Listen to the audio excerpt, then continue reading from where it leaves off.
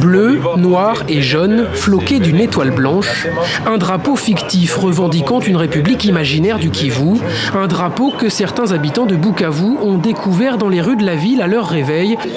C'est là-bas que j'ai vu le drapeau, comme tout le monde. C'était surprenant. Outre ces drapeaux, les auteurs, encore non identifiés, ont même créé de toutes pièces une liste fictive d'un gouvernement. Ils plaçaient le prix...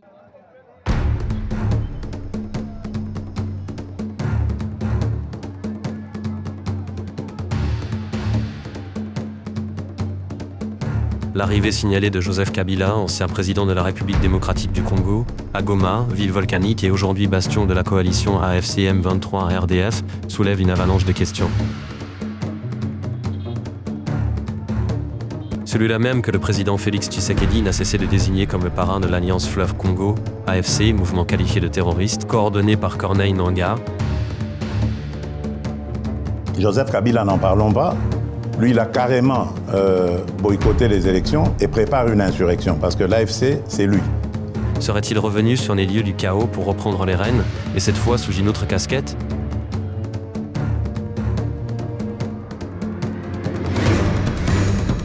Comment celui qui avait, en son temps, combattu le M23 peut-il aujourd'hui solliciter la protection de ses anciens ennemis ? Une situation digne d'un scénario invraisemblable qui fait penser à ce proverbe glaçant. L'assassin revient toujours sur les lieux du crime. Sauf qu'ici, le théâtre est bien réel, et les acteurs armés aussi. Faut-il alors voir dans la tribune d'Olivier Kamitatu, bras droit de Moïse Katumbi, une annonce prophétique ? Tel un Jean Baptiste des temps modernes, aurait-il préparé le terrain pour l'intronisation de Joseph Kabila en président de la République du Kivu, ce territoire fantasmé mais désormais militairement fragmenté ? En tant que fils de cette terre riche et complexe qu'est la République démocratique du Congo, j'ai eu l'honneur de présider le Parlement de transition qui a donné naissance à notre constitution actuelle. Cette expérience m'a révélé les défis profonds qui entravent notre nation.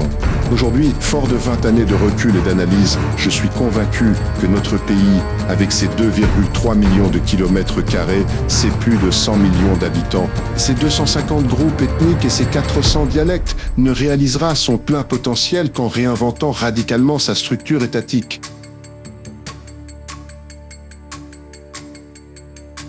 Olivier Kamitatu, porte-voix de l'opposant Moïse Katumbi, a signé une sortie médiatique qui secoue l'opinion publique congolaise et ébranle le microcosme politique, toutes tendances confondues. Mais que cache réellement ce texte ? À qui profite-t-il ? Et surtout, pourquoi maintenant ? Pour ceux qui n'ont pas le temps d'apparaître, de lire, votre chaîne Sanguer vous propose cette version audio-vidéo de la tribune d'Olivier Kamitatu. Sanguer refuse des philosophies, pas des détours, pas des fioritures.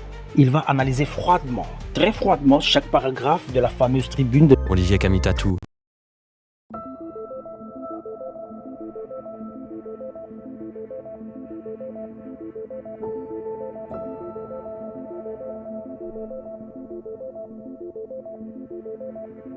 Nous sommes à un tournant historique. Malgré des richesses naturelles incomparables, nous faisons face à des crises persistantes, conflits armés, pauvreté généralisée et une gouvernance centralisée qui, malgré les promesses de décentralisation de 2006, n'a pas su transformer la vie de nos concitoyens.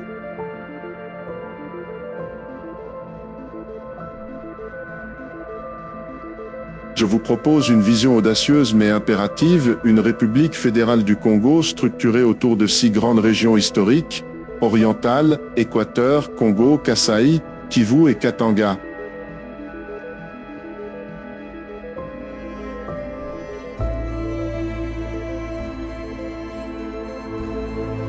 Plus qu'un simple redécoupage, cette transformation repense notre gouvernance en s'appuyant sur nos réalités culturelles, historiques et économiques. Une belle théorie, bien sûr, mais irréalisable dans un pays où l'immaturité politique reste endémique. Pendant qu'il déroule sa tribune, nous apportons les faits, que l'on ne s'y trompe pas. Ce découpage est prévu depuis 2006 dans l'article 2 de la Constitution, précisément pour ces raisons. S'il lui semble aujourd'hui inefficace, c'est simplement parce que sa mise en œuvre a été sciemment retardée par Joseph Kabila, alors président de la République, et allié de son patron Moïse Katumbi. À cette époque, silence radio. Ce n'est qu'une fois leurs intérêts bousculés qu'il s'est mis à vilipender Kabila, comme en témoignent d'ailleurs ces vidéos. nous condamnons avec la plus grande fermeté cette stratégie criminelle.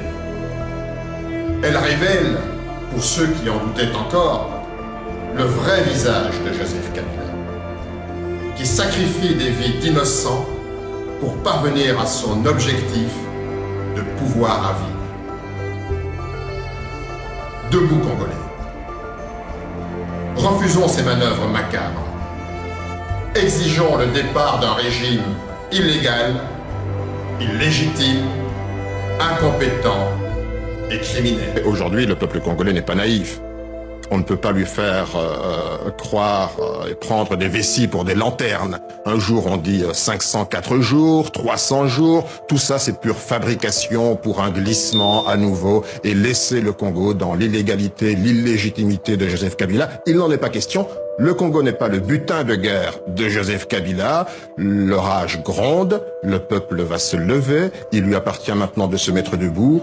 L'article 64 de la Constitution, est brandi aujourd'hui non seulement par l'opposition dans son ensemble, par les mouvements citoyens, Lucha, Filimbi, les Congolais debout, Moïse Katumbi, Félix Tshisekedi. Tous ensemble, nous en appelons aujourd'hui à une grande prise de responsabilité. Tant que Joseph Kabila sera là, il n'y aura pas d'élection au Congo. La récente tribune signée par Olivier Kamitatou, ancien président du Parlement de transition et actuel porte-parole de Moïse Katumbi, publiée dans le journal La Libre Afrique, suscite à juste titre des interrogations profondes sur l'avenir de l'unité nationale. Sous couvert d'une proposition de réforme structurelle audacieuse intitulée République fédérale du Congo, nouveaux défis, nouveaux pays, Kamitatou expose en réalité les linéaments d'un projet politique bien plus dangereux, celui de la balkanisation de la République démocratique du Congo, avec en toile de fond l'émergence d'un État parallèle dans l'Est, la République du Kivu, projet anciennement désigné sous l'appellation de l'Empire Ima-Tutsi. Bleu, noir et jaune, floqué d'une étoile blanche, un drapeau fictif revendiquant une république imaginaire du Kivu, un drapeau que certains habitants de Bukavu ont découvert dans les rues de la ville à leur réveil au lendemain du 60aire de l'indépendance de RDC. C'est là-bas que j'ai vu le drapeau, comme tout le monde. C'était surprenant. Outre ces drapeaux, les auteurs, encore non identifiés, ont même créé de toutes pièces une liste fictive d'un gouvernement. Ils plaçaient le prix Nobel de la paix, le célèbre Denis Mukwege, au rang de ministre de la Santé, mais le principal intéressé dénonce une manœuvre illégale effectuée sans son consentement. Je tiens à attirer l'attention de notre population sur le piège que cachent ces fallacieux projets d'indépendance du Kivu. Objectivement, c'est une énième tentative de déstabilisation et de démembrement de notre pays. Même son de cloche du côté des autorités provinciales. Quand on voit ça entre vos mains, on sait déjà que c'est sous contrôle. Le gouverneur du Sud Kivu condamne fermement et assure que les responsables seront traduits en justice. Il n'y a pas de république du Kivu, c'est la province du Sud Kivu. C'est un acte de quelques drogués, quelques personnes antipatriotes qui ont fait le petit jet, puis ils ont filmé, puis ils ont mis ça sur les réseaux sociaux pour créer un buzz. Retour sur le spectre de l'Empire Ima-Tutsi. Ce projet ne date pas d'hier. Déjà dans les années 90, la création d'un espace géopolitique dominé par les élites Tutsi-Ima, appuyé par Kigali et Kampala, nourrissait l'ambition d'un État tampon dans la région des Grands Lacs. La République du Kivu est une expression qui refait surface chaque fois que l'Est du Congo est en crise. La panique des réfugiés congolais sur fond d'affrontements entre les rebelles du M23 et les soldats de la République démocratique du Congo, à Goma. Le pouvoir central refuse de négocier avec les insurgés. Kinshasa accuse le Rwanda voisin d'être à l'origine du soulèvement. L'armée congolaise aurait d'ailleurs procédé à des tirs au-delà de ses frontières. La présence de l'une des plus importantes missions de paix des Nations Unies dans ce secteur ne parvient pas à sécuriser la région. Elle fait référence à un projet de balkanisation consistant à détacher les provinces orientales de la RDC, notamment le Nord Kivu, le Sud Kivu et le Maniema, pour créer un État autonome ou satellite dirigé par des élites proches du Rwanda et de l'Ouganda. Certains vont plus loin en parlant de l'Empire Ima-Tutsi, un concept forgé sur des bases ethnopolitiques et géostratégiques. Jusqu'à présent, aucun document officiel n'a confirmé l'existence d'un tel plan, mais plusieurs indices, discours politiques et mouvements de terrain nourrissent cette hypothèse. Bien entendu, si d'aucuns appellent avec insistance au retour des 11 provinces, un débat doit être organisé et une large consultation menée afin d'expliquer la nécessité de rompre avec le passé et de favoriser le regroupement dans des États viables. Très bien. Mais on se demande sur base de quel sondage M. Kamitatou prétend capter cet appel insistant du peuple congolais. Serait-ce Bercy, sa propre maison de sondage, qui en serait à la fois l'émetteur, le destinataire et l'interprète? Ironie du sort. Ce qu'il oublie surtout de dire, c'est que la forme d'un État n'est pas un sujet de chronique politique, mais une affaire strictement encadrée par la Constitution. Le président Félix Tshisekedi, lui, a eu le courage d'appeler à une réflexion nationale pour adapter la Constitution aux réalités du pays. Il est peut-être temps d'engager une réflexion nationale sur une réforme constitutionnelle afin d'éliminer les failles qui ralentissent le fonctionnement de notre appareil étatique.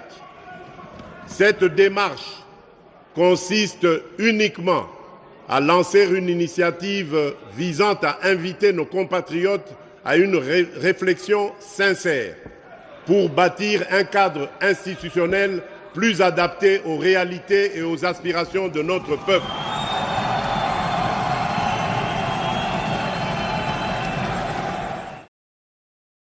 Appel rejeté catégoriquement par cette même opposition dont Kamitatou est l'un des porte-voix aujourd'hui.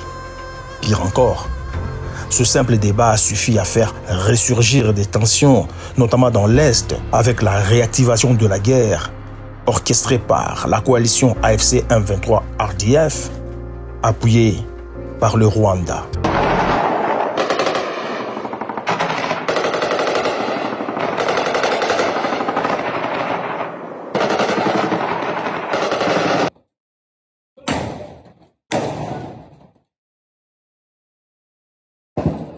Aujourd'hui, voilà Kamitatou qui, sans le vouloir, semble donner raison au chef de l'État, Félix Tshisekedi. La vérité est têtue. Sauf que dans son cas, cet intérêt soudain pour une rupture avec le passé n'a rien de patriotique. Il obéit à d'autres agendas que nous dévoilerons plus loin. Songuer refuse des philosophies, pas des détours, pas des fioritures. Il va analyser froidement, très froidement, chaque paragraphe de la fameuse tribune. À travers ces lignes, je vous expose les raisons qui rendent ce système fédéral indispensable, distinct de la décentralisation actuelle, ainsi que les mécanismes concrets pour préserver et consolider notre unité nationale. Il est temps pour nous, Congolais, de reprendre en main notre destin, de bâtir un Congo uni dans sa diversité, prospère grâce à l'autonomie de ses régions et fort d'une gouvernance véritablement partagée. Ensemble, réinventons notre nation. Il prône la cohésion, mais dans un ton de dénonciation à charge, ce qui peut creuser davantage le fossé entre les institutions et l'opposition. Un système fédéral permettrait à chaque région d'adapter ses politiques éducatives, culturelles et administratives à ses spécificités. Le Kikongo rayonnerait dans la région Congo, le Swahili dans l'oriental, le Chiluba au Kasaï, le Lingala en Équateur. Et pourtant, la radio-télévision nationale congolaise, la RTNC, diffuse déjà ces informations dans ces 4 langues.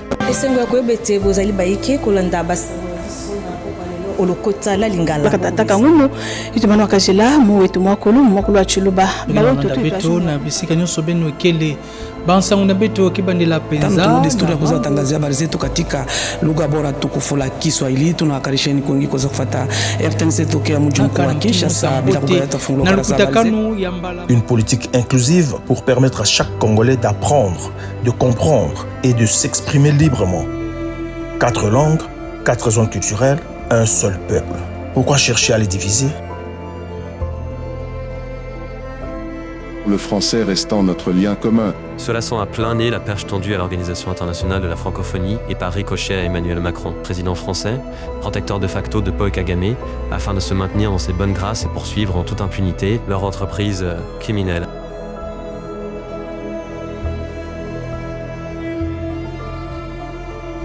Cette approche renforcerait l'attachement des citoyens à leurs institutions et célébrerait notre patrimoine pluriel. La taille de notre pays rend la centralisation inefficace, voire contre-productive. Comment Kinshasa peut-elle répondre aux besoins d'un village minier à Kolwezi, d'une communauté rurale à Mbandaka ou d'une zone frontalière à Goma? Un système fédéral doterait chaque région d'un gouvernement autonome porté par des leaders élus ancrés dans les réalités locales. Ce projet fédéral, présenté comme une solution de sagesse, devient douteux lorsqu'il est brandi depuis les coulisses d'une rébellion. In tempora suspecta. Le timing interroge. Le canal dérange. Ces autorités auraient les moyens et le pouvoir de décider en matière d'éducation, de santé, d'infrastructure et de développement, offrant une gouvernance de proximité, réactive et responsable face aux citoyens. Mais justement, les assemblées provinciales et le gouvernement provinciaux sont censés jouer ce rôle. Ils incarnent déjà cette proximité avec les citoyens. Pourquoi faire comme si cela n'existait pas? Il faut simplement appliquer les dispositions constitutionnelles pour bien encadrer cette gouvernance, au lieu d'appeler au fédéralisme qui, à raison, fait peur à la majorité des Congolais. Nos ressources naturelles, gérées de manière centralisée, sont devenues une malédiction, leurs revenus rarement redistribués équitablement. Dans une république fédérale, chaque région administrerait ses richesses selon un partage clair, 60% des revenus resteraient localement, 10% alimenteraient un fonds d'égalisation pour les régions moins dotées, et 30% iraient au gouvernement fédéral pour ses missions, défense, diplomatie, monnaie. D'où la nécessité de la Caisse nationale de péréquation, censée venir en aide aux provinces moins nanties. Une disposition pourtant jamais appliquée, malgré les fanfaronnades de ceux qui se vantent d'avoir rédigé cette constitution. Encore une promesse trahie sous Joseph Kabila, que Kamitatu sert aujourd'hui sous le manteau de Moïse Katumbi. Ce n'est qu'en 2021, sous la présidence de Félix Tshisekedi, que cette caisse a enfin été activée pour établir une forme de justice distributive entre les territoires. Mais cette avancée est délibérément sabotée par la guerre, entretenue à dessein par les maîtres de Kamitatu pour bloquer le développement des provinces. Et puis, soyons clairs, la Constitution prévoit une rétention à la source de 40% de recettes, pas une simple rétrocession du pouvoir central. Ce n'est pas une faveur, c'est un droit inscrit noir sur blanc dans l'article 175 qui stipule clairement que le budget des recettes et des dépenses de l'État, à savoir celui du pouvoir central et des provinces, est arrêté chaque année par une loi. La part des recettes à caractère national allouées aux provinces est établie à 40%. Elle est retenue à la source. La loi fixe la nomenclature des autres recettes locales et la modalité de leur répartition. Une disposition que Moïse Katumbi, alors gouverneur du Grand Katanga, revendiquait avec vigueur. Mais si elle n'a jamais été appliquée à l'époque, peut-être faudrait-il demander à Joseph Kabila, votre nouvel allié, pourquoi il l'a ignoré. Il est certes vrai que la constitution de la République démocratique du Congo a des faiblesses. Mais plutôt que de prendre les armes contre un pouvoir démocratiquement élu, pourquoi ne pas se joindre à l'initiative de Félix Tshisekedi pour diagnostiquer et soigner ce texte de loi? Voilà le paradoxe de certains hommes politiques congolais. Ils dénoncent un système tout en flirtant avec les méthodes antidémocratiques. Tout en réduisant la corruption par un contrôle citoyen accru. L'autonomie régionale libérerait le potentiel économique de chaque région, le Katanga deviendrait un hub industriel, l'Oriental un pôle commercial transfrontalier, le Congo moderniserait ses ports, l'Équateur valoriserait son agriculture et sa biodiversité, et le Kasaï diversifierait son économie. Un trésor que chacun voudrait exploiter comme prétexte à leur avantage. Ballon d'essai pour la République du Kivu, ils contrôlent déjà une partie du territoire, riche en ressources naturelles et humaines.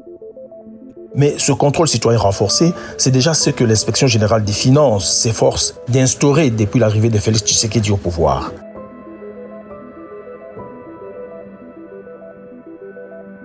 Des fédérations comme l'Allemagne ou le Nigeria montrent que cette dynamique stimule l'innovation et la croissance.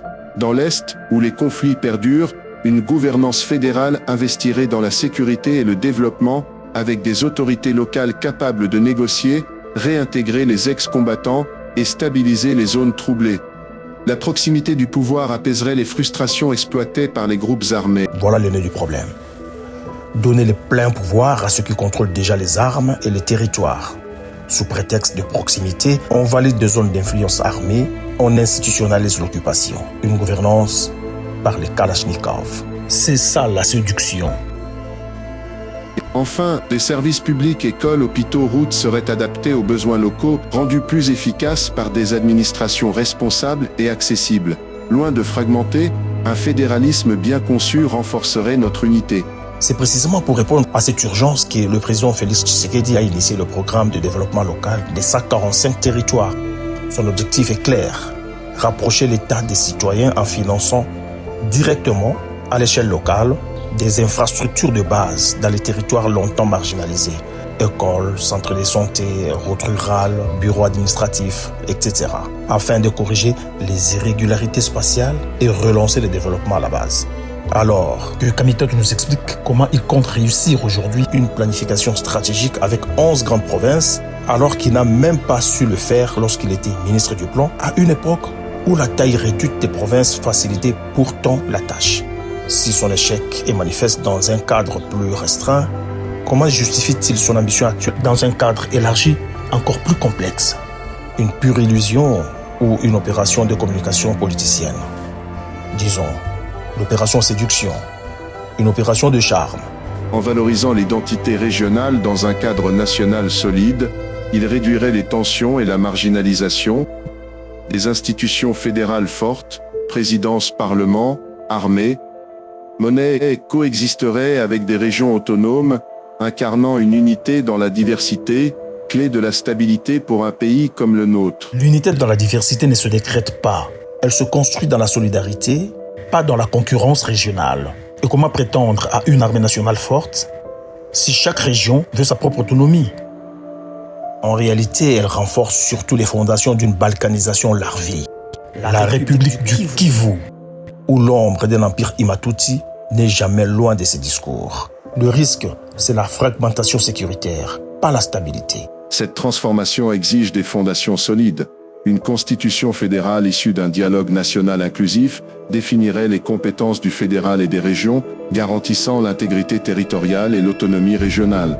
Une cour constitutionnelle fédérale veillerait à l'équilibre entre les niveaux de pouvoir et aux droits des citoyens. Dans cette fiction fédérale, il se voit déjà président de l'Assemblée nationale d'un État chimérique. Une conférence des gouverneurs harmoniserait les politiques nationales, tandis qu'un fonds d'égalisation interrégional réduirait les disparités et gérait avec transparence. Pourquoi ne pas renforcer les institutions existantes, comme la Cour des comptes, les conférences budgétaires entre provinces, au lieu de tout jeter? Une réforme institutionnelle est possible sans fracture territoriale. Le Congo a besoin d'unité, pas d'un chantier hasardeux. Certains affirment qu'un fédéralisme issu d'un État unitaire faible est le pire des choses, d'autres craignent la sécession, rappelant le Katanga des années 1960. Joseph Kabila, ancien président de la République démocratique du Congo, et sa bande semblent désormais conscients de l'ardiesse de la tâche que représente la conquête de l'intégralité des provinces du Nord Kivu, du Sud Kivu et du Maniema. Face à cette réalité, ils se résignent finalement à se contenter des territoires qu'ils occupent actuellement.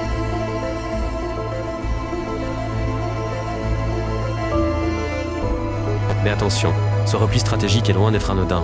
Il dispose désormais de 2 aéroports clés, celui de Goma et celui de Bukavu. Katumbi, lui, se pourlèche sûrement les lèvres. Et si cela ne suffisait pas, il pourrait bien se rabattre sur l'aérodrome de Mulonde, situé dans la province du Haut-Katanga, au sud-est de la République démocratique du Congo. Bien que les travaux de réhabilitation aient été suspendus par l'État congolais, l'hypothèse de sa réactivation reste plausible. Avec ses points d'accès aériens stratégiques, Katumbi pourrait faire ce qu'il sait faire le mieux, le commerce ou plus exactement le trafic illicite de minerais, dans une région où les lignes entre ambitions économiques, politiques et militaires deviennent de plus en plus troubles. En effet, un journaliste congolais, Eric Wemba, pour ne pas le citer, a récemment alerté Kinshasa sur une éventuelle attaque armée dans l'ex-province du Katanga, supposément menée par Joseph Kabila. Kabila a été obligé par Kagame de s'assumer comme chef du M23 et de l'AFC. Il continue à nier, mais les choses sont beaucoup plus claires aujourd'hui. Kabila annonce son retour au pays via la partie orientale de la RDC. Alors on peut croire que peut-être il va être à Goma ou dans quel, mais nous venons vous donner l'information la plus fiable. Kabila décide de retourner au Congo en attaquant les Grands Katanga. Il a préparé une attaque vers les Katanga pour revenir au Congo, avec l'appui des armées étrangères. Il va attaquer les Grands Katanga, prendre les Grands Katanga, asphyxier Kinshasa pour obliger Tshisekedi soit à partir, soit de négocier avec lui. Il va être les seules interfaces de Tshisekedi, il estime que l'affaire de Nanga prend tellement du temps, Kabila prend les gros risques d'attaquer les Congo par les grands Katanga pour reprendre le pouvoir. Nous alertons les Katangais à se mobiliser contre cet homme qui n'a jamais travaillé pour l'intérêt du Congo, qui aujourd'hui va prendre des étrangers pour tuer des Congolais pour prendre le pouvoir. Nous devons refuser son retour au pouvoir. De quoi alimenter davantage les soupçons autour de certaines complicités souterraines. La récente alerte lancée par le journaliste Eric Wemba sur une possible attaque visant la province du Katanga semble prendre une tournure inquiétante. À peine quelques heures après cette annonce, une lettre émanant d'une coalition politico-militaire, l'Alliance pour la République du Katanga, a été massivement diffusée sur les réseaux sociaux. Dans ce document officiel, l'ARC appelle ouvertement à la mobilisation des forces katangaises, ex-gendarmes, chefs coutumiers, jeunes, femmes et combattants rebelles, pour la lutte armée en faveur de l'indépendance du Katanga. Elle revendique sa légitimité sur base de la constitution katangaise de 1960, déclarant le Katanga comme un État indépendant et souverain.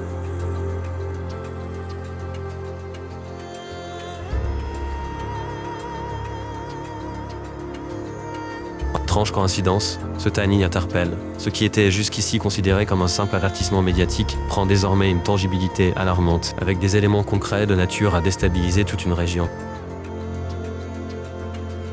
Ces crises venaient d'une décolonisation chaotique et d'ingérence extérieure, non du fédéralisme. Une constitution claire et une armée nationale forte préviendront ce risque. D'autres redoutent une influence accrue des voisins comme le Rwanda dans une orientale autonome. Au contraire, une région dotée de moyens serait mieux armée pour sécuriser ses frontières. Mieux armée? Voilà où le masque tombe.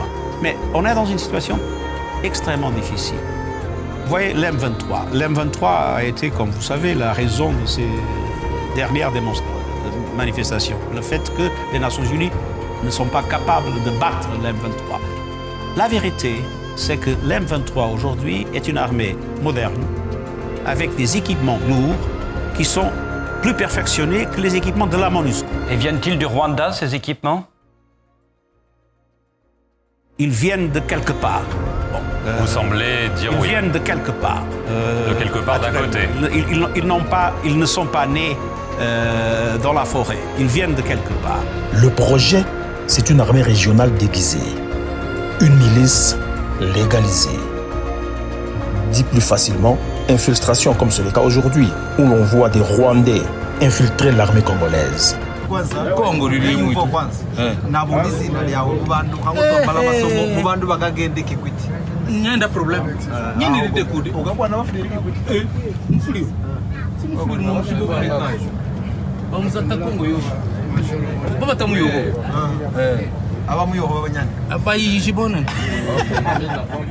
Parce que les militaires dont ils parlent sont en réalité des éléments venus d'ailleurs. Suivez mon regard. Enfin, la fédéralisation ne créerait pas plus de bureaucratie, mais regrouperait les 26 provinces actuelles en 11+1 entités viables, optimisant la gouvernance et la réduction du train de vie de l'État. La République fédérale du Congo n'est pas une utopie, mais une réponse pragmatique, enracinée dans notre histoire et inspirée des réussites mondiales. Elle libérera nos régions tout en consolidant notre unité autour de valeurs et d'institutions communes. À l'aube d'un nouveau dialogue national, j'appelle tous les Congolais leaders, société civile, jeunesse, diaspora, à s'unir pour ce renouveau. Bâtissons un Congo fédéral, uni, prospère et pacifique, où chaque communauté contribue à notre grandeur collective. L'histoire nous regarde, répondons avec courage et vision. Le timing de cette tribune n'est pas innocent. Elle intervient alors que les groupes rebelles AFC, M23 et RDF, soutenus par le Rwanda, contrôlent une partie importante du nord et du sud Kivu, dont les aéroports stratégiques de Goma et de Kavumu. Une assise logistique et militaire en passe de devenir un socle territorial. C'est dans cette zone que Joseph Kabila, ancien président de la République, annonce son retour d'exil pour, dit-on, reprendre la main. Tout porte à croire que la vision fédéraliste défendue dans cette tribune ne vise qu'à institutionnaliser un contrôle régional durable, transformant de facto un territoire conquis militairement en une entité politico-administrative reconnue. Les éléments de langage sont bien rodés. Autonomie régionale, gestion locale des ressources, identité culturelle renforcée, justice distributive, mais le fond est limpide. La République du Kivu est en gestation, avec comme futur président Joseph Kabila et comme président d'une future assemblée régionale ou nationale, Olivier Kamitatu lui-même, qui joue ici le rôle d'idéologue. Ce rêve, plusieurs fois avorté, semble aujourd'hui se parer d'atours constitutionnalistes, mais les méthodes sont les mêmes. Infiltration, militarisation, manipulation de l'opinion, puis reconnaissance progressive de structures parallèles. Si la centralisation a ses défauts, elle reste le dernier rempart contre la fragmentation d'un pays-continent. Félix Tshisekedi l'a bien compris, et c'est la raison pour laquelle il a choisi une approche pragmatique. La décentralisation par le développement, à travers des projets structurants comme le PDL 145T, la réforme de la caisse de péréquation et la lutte contre la corruption avec l'inspection générale des finances, IGF. Ce que Kamitatu présente comme une révolution n'est autre qu'un habillage idéologique d'un vieux projet de partition du Congo, soigneusement mis en œuvre à partir de l'Est et avec le soutien silencieux d'un Kabila revenu de l'ombre. Il est paradoxal de voir ceux qui ont contribué à la ruine de l'État, 18 ans de gestion clanique sous Kabila, corruption endémique, effondrement des infrastructures, abandon de projets agricoles comme Bukongalonzo, prétendre aujourd'hui apporter des solutions. Kamitatu, qui se vante d'avoir contribué à l'élaboration de la Constitution de 2006, oublie que c'est sous son régime que l'article 175 n'a jamais été appliqué, que la caisse de péréquation est restée vide et que les provinces ont été vidées de toute autonomie réelle. Ce document n'est pas une simple tribune politique, c'est un signal d'alarme. Une tentative de préparation des esprits à une future acceptation de la partition du pays, un ballon d'essai lancé dans l'opinion publique. Il appartient aux patriotes, aux intellectuels, à la société civile et à toutes les forces vives de la nation de contrecarrer ce discours et de défendre l'intégrité du territoire national. D'ailleurs, Prince Opengue, président des partis politiques ADD et allié de l'opposant Martin Fayulu, a réagi sur son compte X en des termes expliquant mieux la nature de cette tentative. Le fédéralisme n'est qu'un qualificatif sexy du mot balkanisation. Même avec de la vaseline, M. Kamitatu, ça ne passera pas. Conclusion objective, l'unité nationale évoquée par Olivier Kamitatu sonne juste dans les principes, mais déraille dans la pratique. Car on ne peut appeler à l'unité tout en jetant de l'huile sur le feu d'un pays sous tension, ni en légitimant des acteurs soupçonnés de pactiser avec des forces hostiles à un État qu'on relaie.